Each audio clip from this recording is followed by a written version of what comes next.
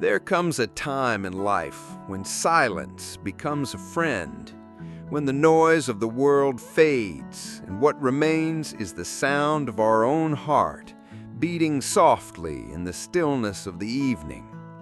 For those of us who have crossed into our 70s, we often find ourselves looking around, searching for the faces that once surrounded us, friends from work, neighbors from long ago, companions from our youth. But the chairs are empty now. The voices are quieter. And in that quiet, a painful question sometimes arises. Do I need friends to be happy at this age? Let me share with you a truth that took me decades to understand. You don't need friends above 70 to live a happy life. Yes, it's nice to have company. Yes, the memories warm our hearts. But true happiness at this stage, it comes from within. It comes from the life we choose to build for ourselves, by ourselves. Today, I want to share with you 5 powerful ways to live a happier life after 70.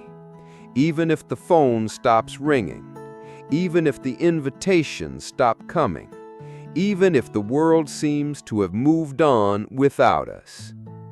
First, embrace solitude as a gift, not a punishment. When I first retired, I hated the quiet. I would sit by the window and watch the cars go by, longing for a knock at the door, a familiar voice on the line. But one evening, as the sun dipped behind the hills, I realized that the silence wasn't my enemy. It was my teacher. Solitude teaches us to listen to ourselves, to understand what truly matters. In these moments, we discover that we are enough, that we don't need constant chatter or company to feel whole. Try this. Each morning, sit quietly for 5 minutes. Listen to the birds. Feel your breath. Watch how your mind settles. Slowly, you will see solitude becomes peace. Second, reconnect with forgotten passions. When we're young, life rushes us along. Jobs, children, responsibilities, they leave little room for the things that once lit our hearts on fire. But now is the time to pick up that paintbrush, to dust off the old guitar, to open that journal and let the words flow. I knew a man named Thomas. At 75, after losing his closest friend, he fell into sadness, until one day he found his old box of watercolors. He hadn't painted since his 20s. He started again, trembling at first, then with growing confidence. His tiny apartment filled with color, with life, and so did his spirit. Third, let go of the burden of pleasing others. Above 70, we earn the right to live for ourselves. All our lives we've worried, what will people think? Will they approve? But now, my dear friend, now is the time to set that burden down. If you want to wear bright red shoes, wear them. If you want to nap in the afternoon, nap. If you want to say no to a dinner invitation because you'd rather stay home, say no. Happiness comes when we stop trying to meet everyone else's expectations and start meeting our own. Fourth, build a routine that nourishes your soul. Loneliness often creeps in when our days have no structure. The secret? Create a gentle rhythm. A walk after breakfast, a cup of tea at sunset, a favorite song before bed. These small rituals give us something to look forward to. My neighbor, Evelyn, always starts her day with a walk to the park. She waves at the same trees, greets the same birds. It may sound simple, but it gives her day shape And in that simple act, she feels grounded. Fifth, practice gratitude every single day. It's easy, above 70, to see what's been lost, friends who are gone, opportunities missed. But look again. Each morning, write down 3 things you're thankful for. The warmth of the sun on your face, the taste of your morning coffee, the sound of your grandchild's laughter on the phone. In gratitude, we find abundance. We see that even in the absence of friends, our lives are rich in ways we never noticed before. And so, as we journey deeper into this reflection, I want to share something that may surprise you. Sometimes, losing friends in later life is not a curse, but a quiet blessing. I remember Martha, a woman of 83 who lived 2 doors down from me. She used to host gatherings, bustling with friends and neighbors. But slowly, the guests stopped coming. Illness, distance, life, they all played their part. One day she confessed to me, tears in her eyes, "I thought I couldn't be happy without them, but now I see I can."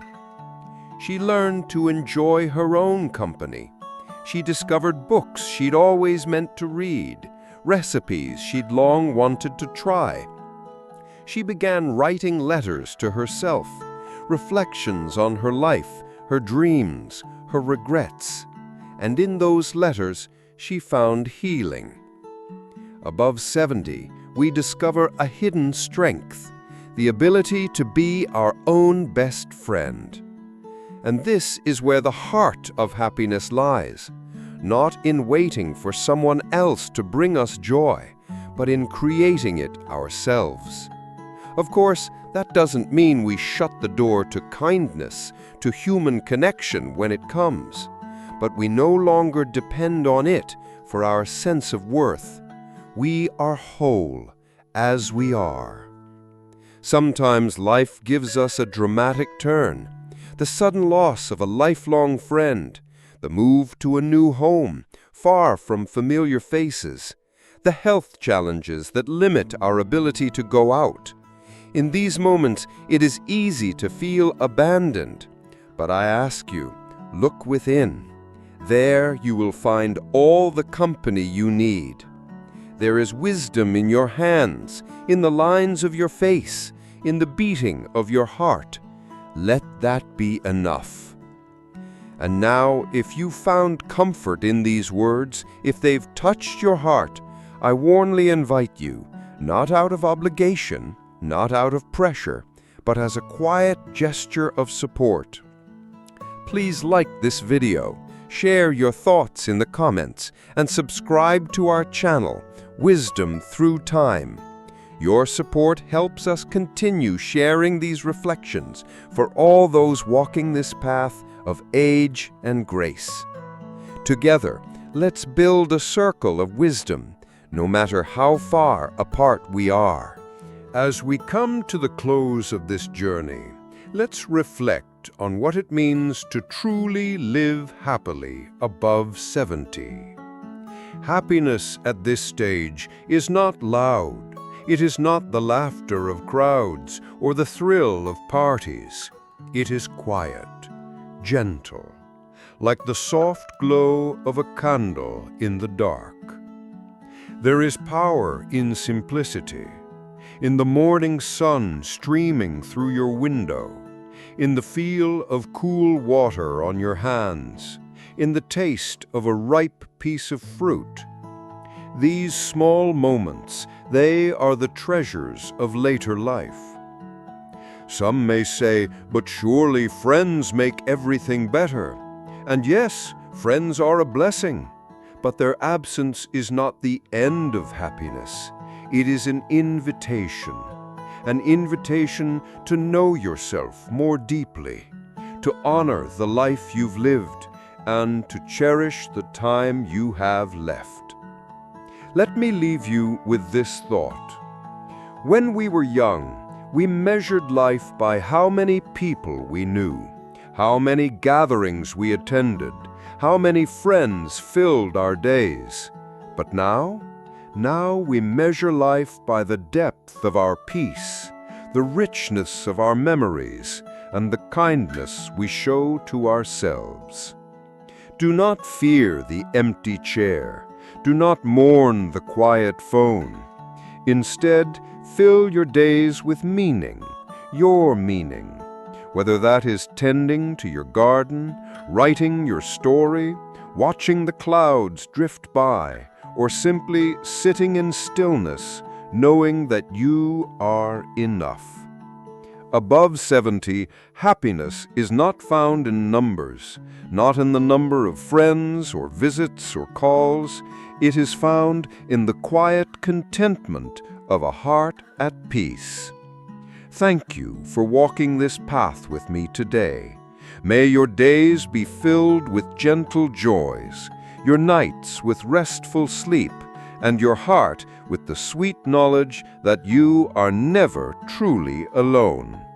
And if you ever need a friend, remember, you have one here, in this community, in this circle of wisdom that we build together, video by video, word by word. Until we meet again, take care of yourself, cherish each day, and remember, above 70, the most beautiful friendship is the one you have with yourself.